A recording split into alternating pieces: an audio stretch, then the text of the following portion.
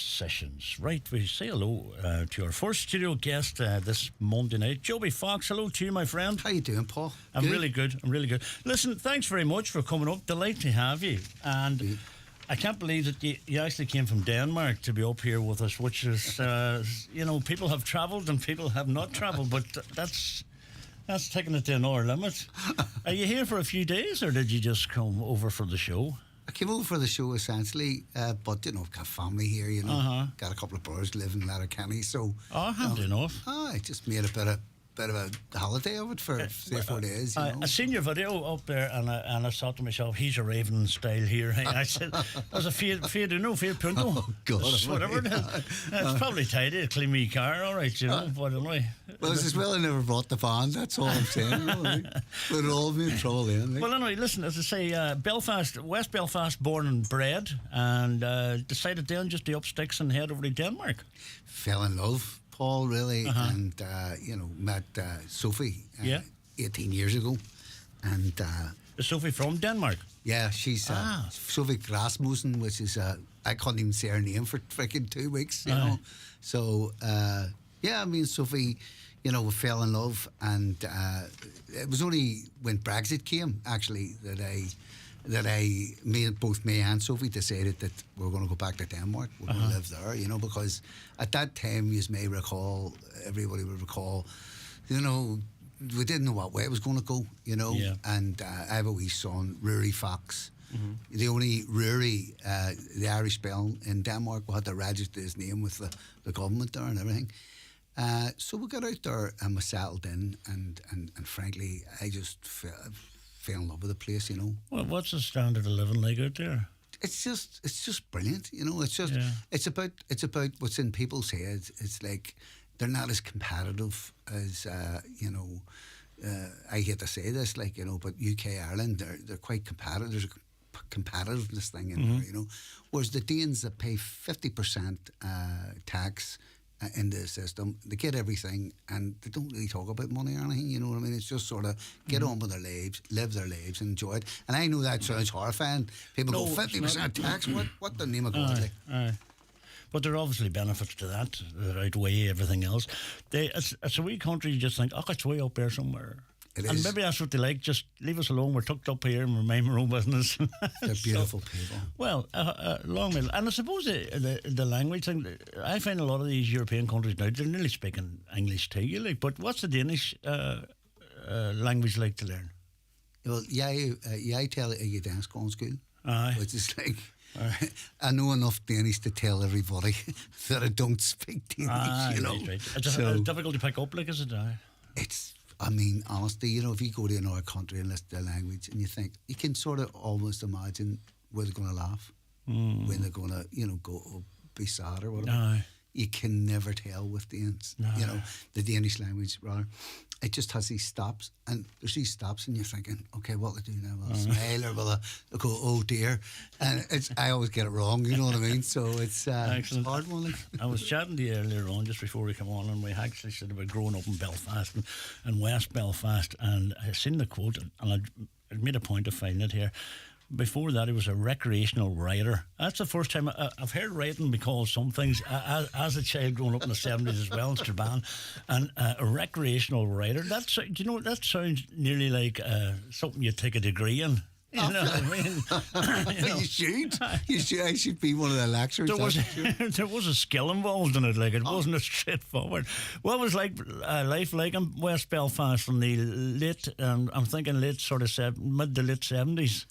Well, you mentioned recreational riding. That's generally what I done. I grew up in that vibe, and it was years later that term, and it was some BBC correspondent, and he was standing, and there was a couple of kids playing phones right in the background, and he coined the phrase, and I remember going, and it was in my adulthood, and it was like, that's it, that's what I used to do, And I love that title. It's a brilliant thing, isn't it? Recreational writing. What's your hobbies, Paul? I could put a recreational writing, you know what I mean? Well, this is it.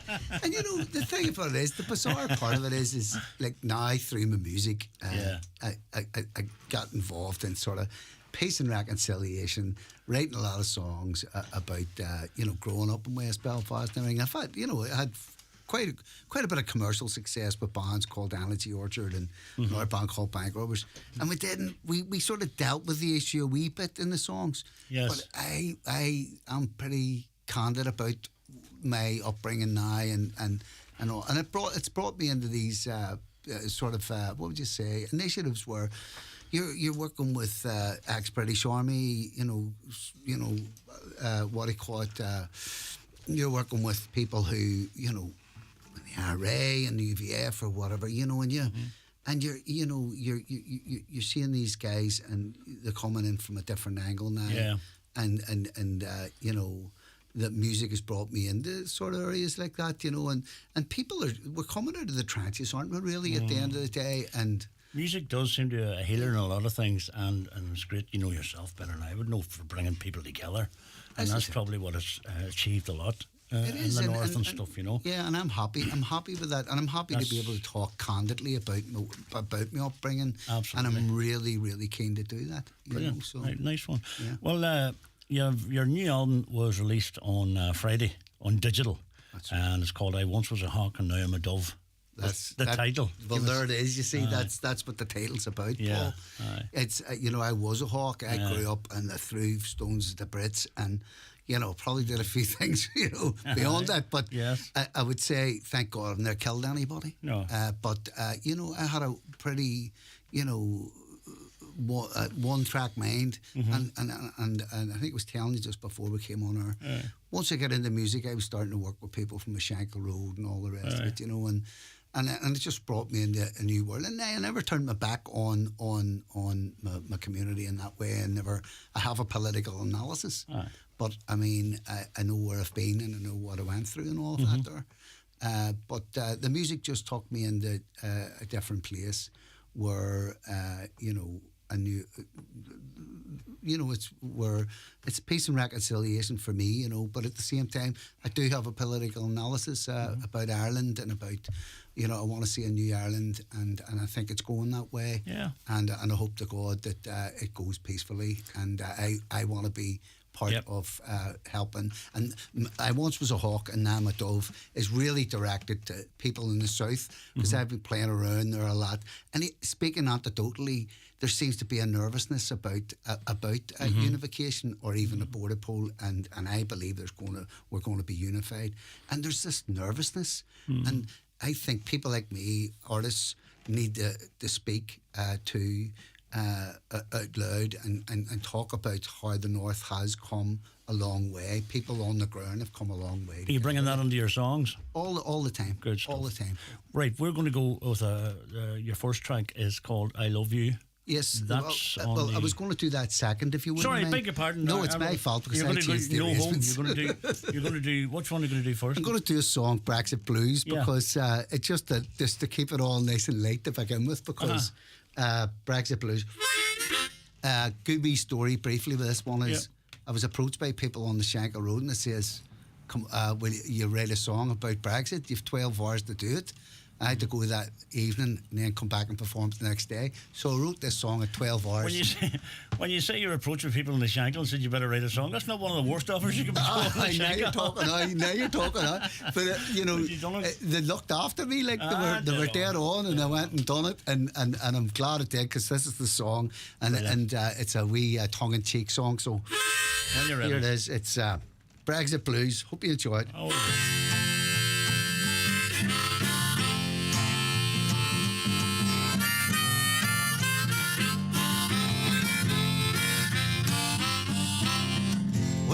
Troubles, so get your coat and shovel. We'll bury Brexit on the border tonight. The party's swinging back to the beginning. It give the people such a terrible fright. Oh, we're all going the one way, but everybody wants to have the say. Oh, just let's face it, we gotta live in peace and love someday. Oh, we're living on a rock, we just can't stop to chase the Brexit blues away. Stock up your groceries, your meat, your veg and poultry, 'cause nothing here is gonna be the same. The chlorine's waiting, just anticipating. You know it's coming to you anyway. Oh, we don't know where we're going, 'cause we haven't been there before. Oh, it's a cultural revolution. A magic tongue is knocking on your door. Oh, we're living on a rock. We just can't stop to chase the Brexit blues away.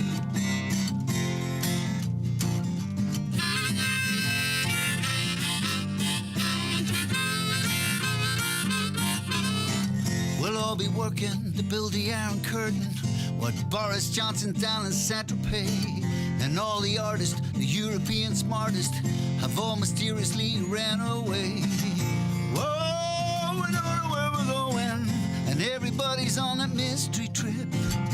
Whoa, just let's face it, everybody's just talking shit. Whoa, we're living on a rock. We just can't stop to chase the Brexit blues away.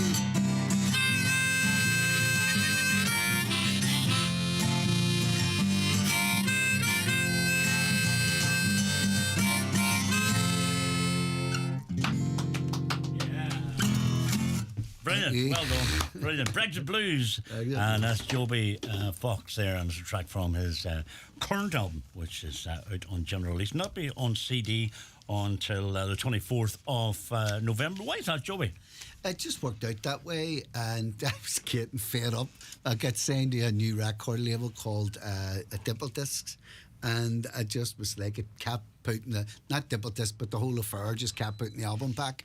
Mm-hmm. And that was it. I just said, let's get it out now, and we'll do the hard copy thing in a couple of months, or a couple of weeks' time. So that's how it worked out. You were involved in the punk scene in Belfast. I was. And like that was basically cutting edge stuff. A lot of punk bands that were, and I don't mean, a lot of artists couldn't play music. That's you know what I mean? But they learned to be, and they matured into some great artists from the punk era. You know what I mean?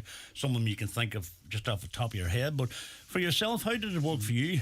That's really interesting because it's a thing with me because I was a punk rocker. I was in this band, blah blah blah. Got signed to EMI Records, and is that right? I signed to EMI Records, and then went on and signed with MCA Records, Vanity Orchard. And I'll be honest with you, I was bluffing away the whole time, Paul. Till I got to the end of Vanity Orchard, was about 10 years into the music thing. How long was Energy Orchard together? About 3 years.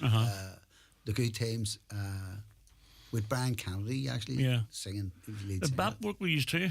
Well, Bap was in the band, you know. Yeah. Bap was writing most of the songs, and Bap used to be the roadie of the Bank Robbers. Right. So that's right. You know how these things work. It's freaky deaky, like. But me and him were good mates, and we basically started Energy Orchard, but the song Belfast, which was the first single that was released from the album, got the number 42 in the UK charts, number one in Ireland. And that's number one in Ireland. And that's when you had to sell records, like you had to sell. You know what I mean? You had to sell. And it was 42, so very respectable. 42 was all right, and I got a check for like 25 grand for my first royalty check, and I nearly passed out for God's sake.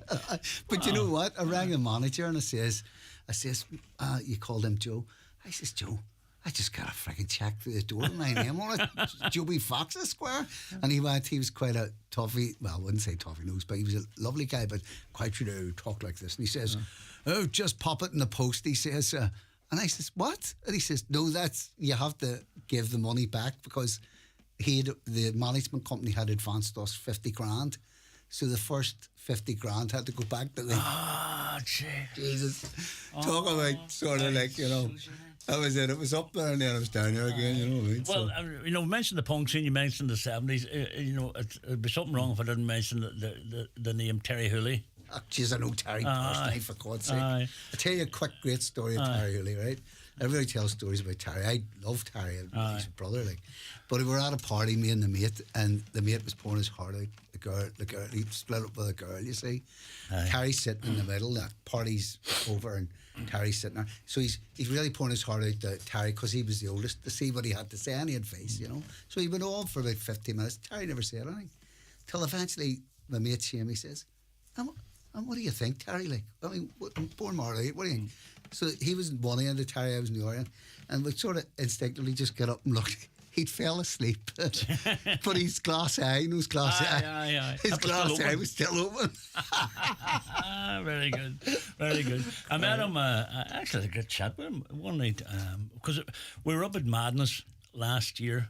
Me and my daughter up in Belfast in Custom House Square, but they call it, right? It was just something else. But we were standing waiting, you see, and I looked up and I said, there's a DJ on before, and I said, and he wasn't speaking, he wasn't doing nothing. He didn't have to. All he did was wave his arms in there, and everybody was going along with him. And I said, that's Terry Hooley, very like him. And he had done this set, a disco set, you know.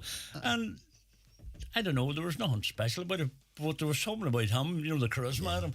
So he came down afterwards, and I'd say, and chatting, oh my God, a gentleman. I'm in love with him, man. I love the man. I love him dearly, you know. Do you think did he get the right recognition for what he brought in at that very awkward, dangerous time? Yeah, I think he did, because, you know, and it's a brilliant question, Paul, because I always had this burning desire to have a statue or something for him while he was still alive. Aye.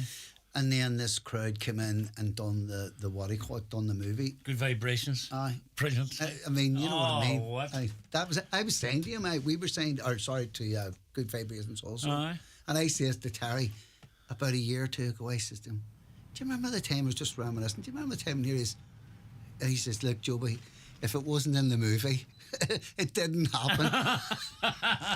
Very good, very good. That's the kind of guy he is. He still was about. He was, you know, he pops in Nigeria and all time there and things like that. But I do believe, and I've always said it, when I seen him, like I was, and there were people probably didn't know or appreciate. Right, exactly. Once I seen it, I was in awe of him now. I mean that genuinely. But he's an anti-hero in the sense that I don't know if that's the right term, but he just was never, you know.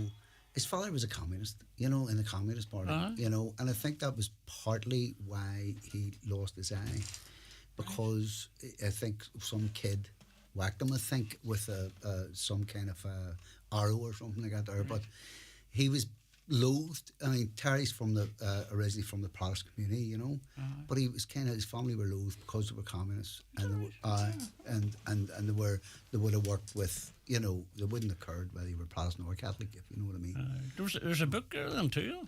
What's that, sorry? There's a book there, obviously, you know, his life story. I mean, but he's you know, Terry's not, I don't know how to explain it, but I mean, he's sort of, he was just a guiding light, and he enjoyed being a guiding light. You know what I mean? But it was a big thing to take on then, Joby, and you were there. You know, you witnessed that. Like, there was music happening. And I remember talking to the Undertones, and they were learning. They were doing rehearsals above the Bogside Inn, and there was writing happening down, and they were playing. You know, just rehearsing up the stairs. They'd look out, and there was. You know what I mean? And that's it. It was part of the norm, but to get that escape to music, it had to be something else. And the people that guided you in there definitely deserve praise. Oh, they do. Oh. I mean, we had an English manager who was in the Bank Robbers, and as I say, we were signed to Good Vibration, good friend of Terry's, and he was the top manager in the Europa Hotel, and he was, you know, English speaking, and we would have, you know, I remember him one day ringing me up and going, he didn't even know what was going on, but he was our route out, really, you know, him and you know, he got us out of Belfast all together, which was a good thing. But I remember being ringing one day, and I says, where are you? He says, oh, I'm in the Fennels. Everybody's really lovely here. And this during the 80s, I was going, look, just shut up. Well, don't talk to anyone. He probably had a lot of time in his hands if he was a manager of the Europa, because it was bomb more than it was open. He stood in the street more, you know. That's the truth. Brilliant. Hey, another song if you don't mind. I'll tell you what I'll do. I'll tell you what I'll do. We're going to take a commercial break, and if you just tuned in, we're in conversation with Joby Fox. He's just released a brand new album, and it is available on the platform. It's not available on the CD as of yet. I was once a hawk, now I'm a dove. Think about it and work a title out yourself. Back at this. Don't miss the most heartwarming film of the year, The Miracle Miracle Club. Congratulations. You're coming to Lourdes. You can't go. What'll I do on me own? Go back to bed. Starring Laura Linney, I'm in a place I swore I would never come back to. Academy Award winner Kathy Bates, I never hated you more than I loved you. and Academy Award winner Maggie Smith. Even when you don't believe, there's always hope. The Miracle Club. In cinemas October 13th. Rated 12A. Hi, Nathan Carter here, and I'm delighted to say I've just had 2 installations from Cherrymore Kitchens and Bedrooms, and I have to say their attention to detail is second to none. With their sleek design and craftsmanship, your dream kitchen is just a visit away. So why not head over to Cherrymore Kitchens and Bedrooms and let the magic begin. Cherrymore Kitchens and Bedrooms, Donegal Town. More kitchens your way since 1996. Visit cherrymore.ie or call 9725 to book your free design appointment. The Cassidys here in Bundoran used to often wonder, is this a good time to use the dishwasher? when they signed up to ESB Networks' Is This a Good Time programme, they learned that there's more renewable electricity available when it's windy out, which helps us all on our journey to a clean electric future. Right, is everything in? Go to esbnetworks.ie/time to sign up today. ESB Networks, energising your everything. A public interest message from Donegal County Council. Change is in the air when it comes to solid fuels. All coal products, wood products, biomass products and manufactured part biomass products are now subject to the new solid fuel regulations.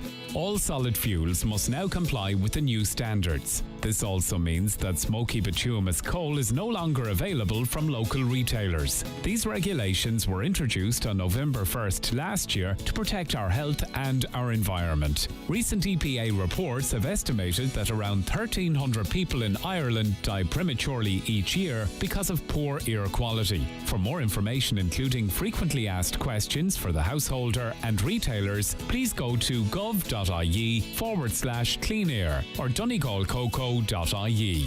Donegal County Council, protecting your environment. This is Highland Radio with Paul McDevitt. It certainly is. Monday night sessions in full swing here. Joby Fox is with us, and this next number, Joby, is from the album as well. Yeah. And it's called No Home. And the bones of this song is about. It's about forced migration. It's about the famine, and what some people would argue was a genocide. Of course, I worked with refugees 8 years ago. I went down to Lesbos and started helping out after the Syrian war, and pretty much I thought I'd go there for a couple of weeks. But what I seen during that 2 weeks ensured that I could never walk away, really, to be honest with you. So I went and got, along with another artist called Jude Bennett, started a campaign to get a vessel and get a boat, and we did. And we got it in the water, and we got search and rescue teams from all over the world. We're called Refugee Rescue, formed this NGO. And I just took on a life of its own, Paul. And to date, we're now working in the Mediterranean alongside a German on a German ship called CI4, and to date we've rescued over 18,000 people. Brilliant. And that's we get them out of the water, we put them on land, and that's what we do. But on that one, we don't get into the politics of it. No. Or anything like that, Well, we want to hear this song. Yeah, We'll chat more about that if you don't mind. Whenever you're ready. Yeah, sure. Just as the wind and I blew down, and the rain and the hail came tumbling down, no magic in the meadows are. Now I've lost my home and I won't return. No home to go.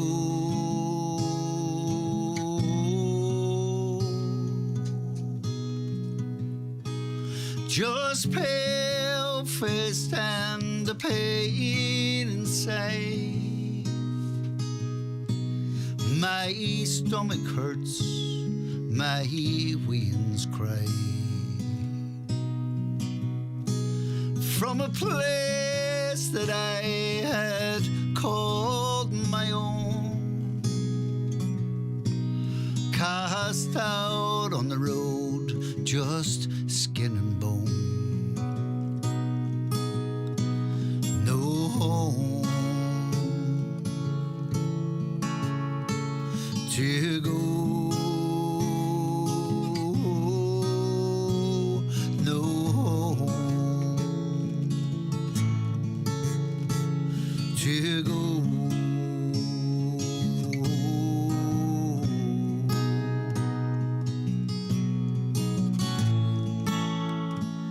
I curse the English profiteer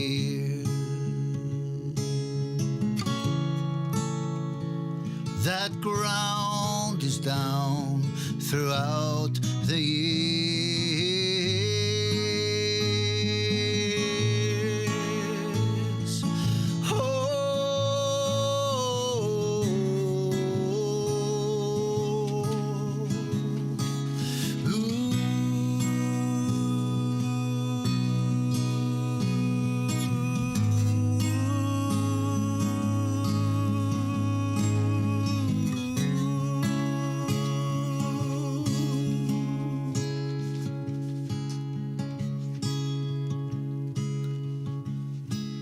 We boarded ships in wretched hell with a fear in our hearts, and the night it fell. We plunged ourselves to the mercy of the sea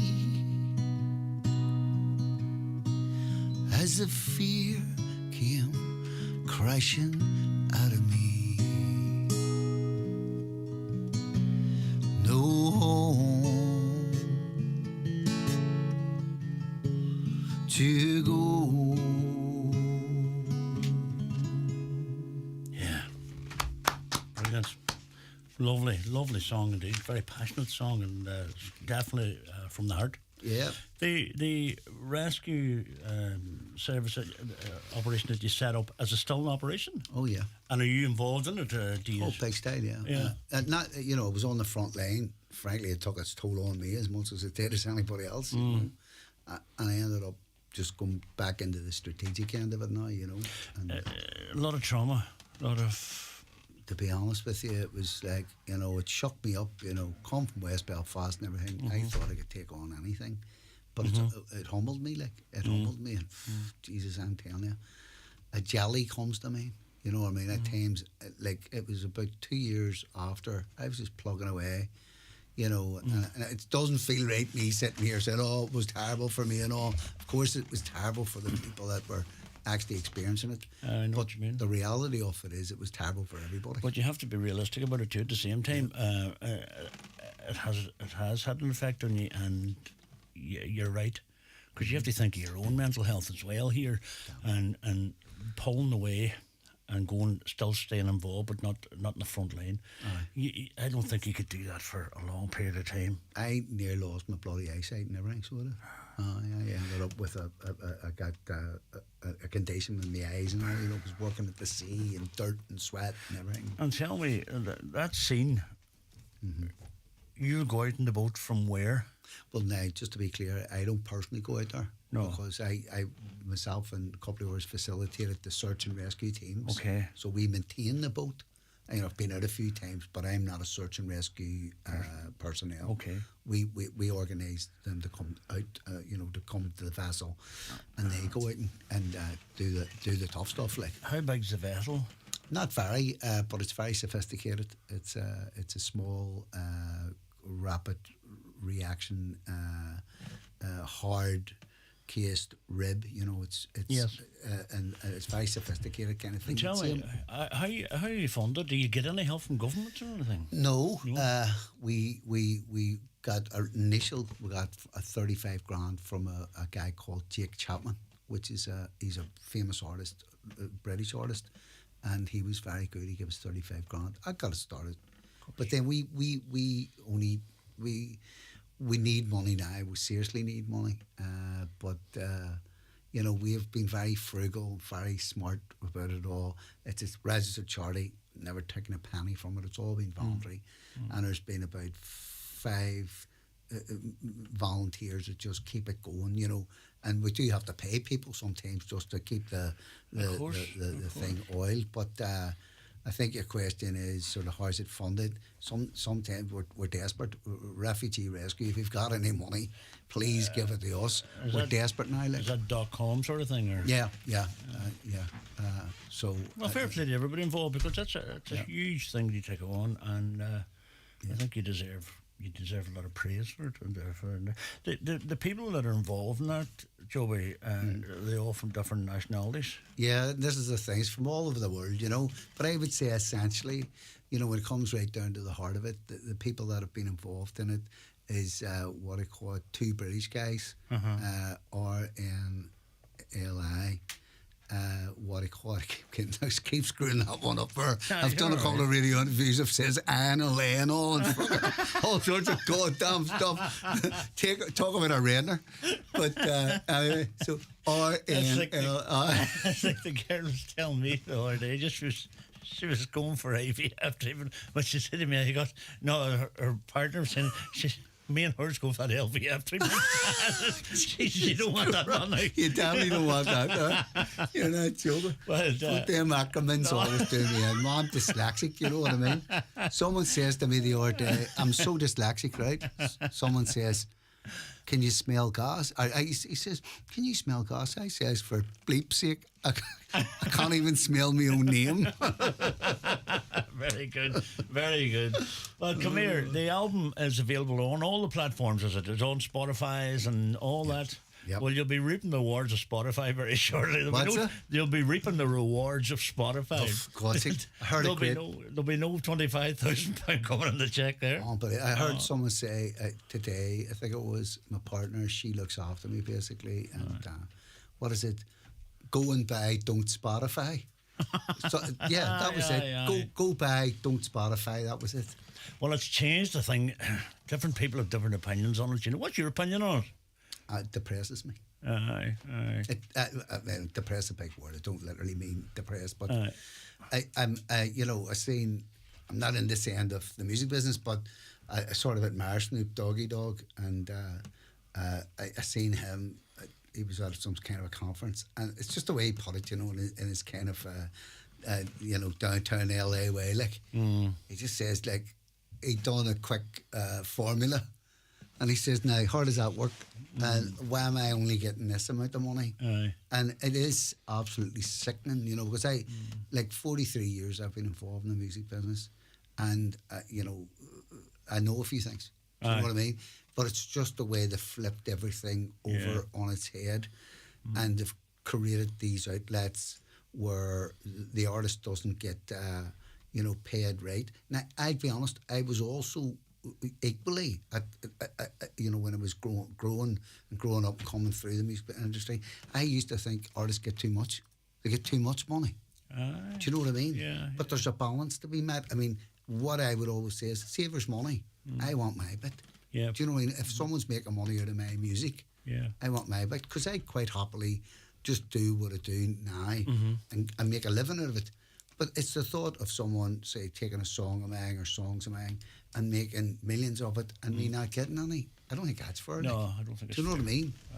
Well, listen, to tell you, we're going to get a final track from you. The final one you're going to do. Yes. I'm going to take another commercial break. But, give me a chance to tune this up. Tune up, you're right. What's it called, the final one? It's called I Love You. It's the latest single off the album.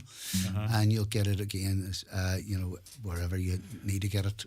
Go to YouTube, please, and search I Love You, Joby Fox, because I want to get the YouTube things up. Get them up and running. Right, after this break, don't go away. We go through a lot to connect with our family. That's why Vodafone Red Family now rewards you with a minimum of €20 off every month when you add broadband to your plan. So moments like this... Are we there yet? No. Are we there yet? No. Are we there yet? No.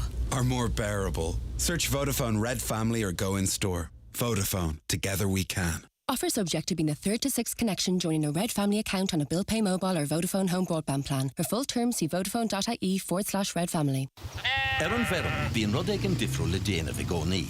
Is féidir le cuadrochar a bheith an gara is fearr atá agat. Ach mar bhfuil tú cosanta agus ilte i gceart, is féidir leis a bheith an náid is measa atá agat. Bhuiinn dearad tragóideach leis an umarca 8 cuadrochar Ermacha. On féú lá saoin, beag sé éigentach dúsadóirí cuadrochar clugad a chahabh agus iliún trí a áil. Tá tuile eolais le fáil hsa.ie/farm safety. Tionscnamh de chuid rialtais na hÉireann. Homeowners, it's time to unlock incredible savings on your energy bills. Efficient Renewables is here to reduce your energy consumption, say goodbye to skyrocketing costs and hello to renewable energy solutions. With no VAT on solar panels and the generous grants for both solar panels and heat pumps, see these innovative systems in action in our state-of-the-art showroom in Newton Cunningham today. Contact Efficient Renewables on 074 97 08320. House to Home Bridgend, Donegal. Our modest front door opens onto 2 floors of Irish-made furniture, suites, beds, mattresses, dining and occasional furniture. Step into our showroom and see how we can transform your house into a home. House to Home furniture, flooring, slide robes and interiors, Bridgend, Donegal. All right, welcome back. We were to me own there. We get coming up in the second part of the programme. We were delighted to welcome in Brendan and Jimmy Maxwell, and they'll be singing and give us a bit of crack between 9 and 10. Also good music on the way, as we've had great music up until now. Joby Fox is in studio, and this final track is a wee song called I Love You, and it's the single, and it's released. It's currently out at the moment. Yeah, it is indeed. It's very radio friendly. Hint, hint, hint, hint. Good job. When you're ready. This is a song about, I wrote it about the quiet man. I met Maureen O'Hara a few years ago before she died. Did you? I did indeed. I met her in Ashford Castle. It's a real pinch me moment. And I just written this song, and I was doing a radio interview, and the guy says, I'm going down to meet Maureen O'Hara, do you want to come along? And I was like, you're joking me or what? And I performed this song for her. For her, doesn't I did indeed. What is she like? Absolutely unbelievable. I spent the cuts of 3 days with her, but God love her. Aye, she was lovely. And, it was a strange thing. You're looking at a woman, she must have been, she was going on to her 80s. But she still had that sparkle in her eyes. It kind of confused me, and I was like, very good. Why am I so attracted to this woman here? You know what I mean? But she's just she had it just lovely woman. Just well, we'd love to hear this now. This is I Love You. It's for Sophie too. Here I am in the morning of a day to come, something to tell you in the morning sun.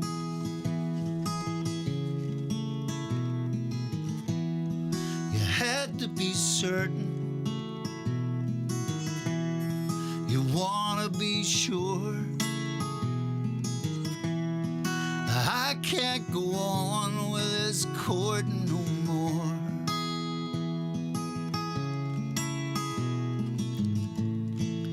Won't you believe me?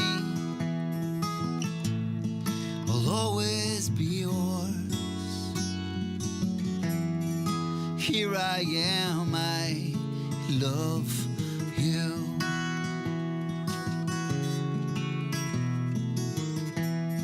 There's method in madness. I'm here at your door. I said what I said, now I'll say it no more.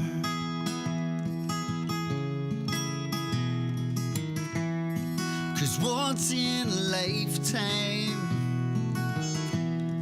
this love comes your way. Let it be this love, don't turn me away.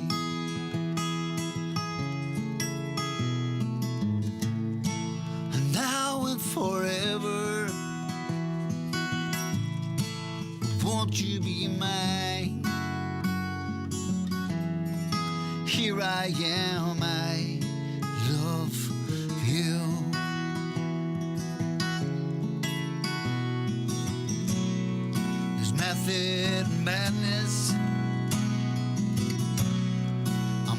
at your door. I said what I said now. I'll say it no more.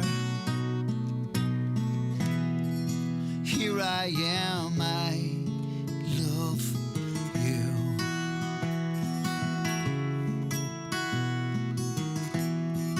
Here I am, I love you. Here I am, I love you.